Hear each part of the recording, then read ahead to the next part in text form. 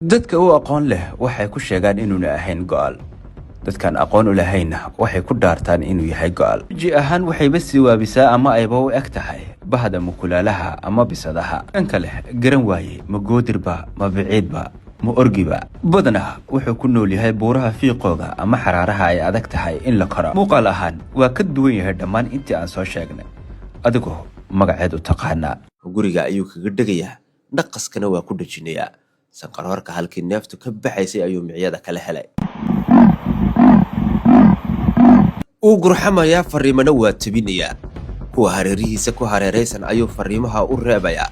wuxuu ogeysiinayaa in goobtani nin raga ku nool yahay ama uu ka libaaxaynaayo. waa la maqlay oo dhagaha ayaa la taagayaa.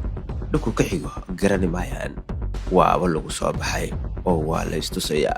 waa la isgaabiyey hadda. halis ayay ku sugayiin. mararka qaar korka ayuu kaga yimaadaa oo maaha mid laga filayo.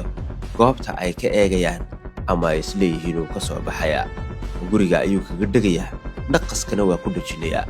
sanqaroorka halkii neeftu ka baxaysay ayuu micyada kala helay. cadowgoogu waa fara badan yahay. kan kale wuxuu kala hadhay isla ilmo yar. waa garab joogaayo waa sugayaa si ay hooyadeed ugu soo noqoto. hadday soo noqotona iyadii ilmahaba waa isku dari doonaa. ilmuhuna waa uu heshanayaa oo gosha ayuu kaga jiraa.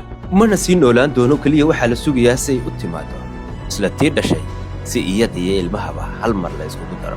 kullii beer ayaa soo celin karaa. hadday timaadana wadkayga ayaa geli doona. ugu dambaynna waad ku maasantahay ku-xidhnaashadaadii la jooggaaga. haddaad hore inoo soo fulogalaysay abaalayaan kaaga hayna. haddaad dad nagu cusub tahayna nagu soo biir oo ka qayb noqo ololaha qaaliga sida tooska inoo dhiirigeliya. sidoo kale beeshkii hore ee axmed xirsi waa inaga xayiran yahay. intuu xayiran yahay goobtan ayaan ku wada caawin doonaa. noo sheergare oo la wadaag ololahaaga. mahadsanid.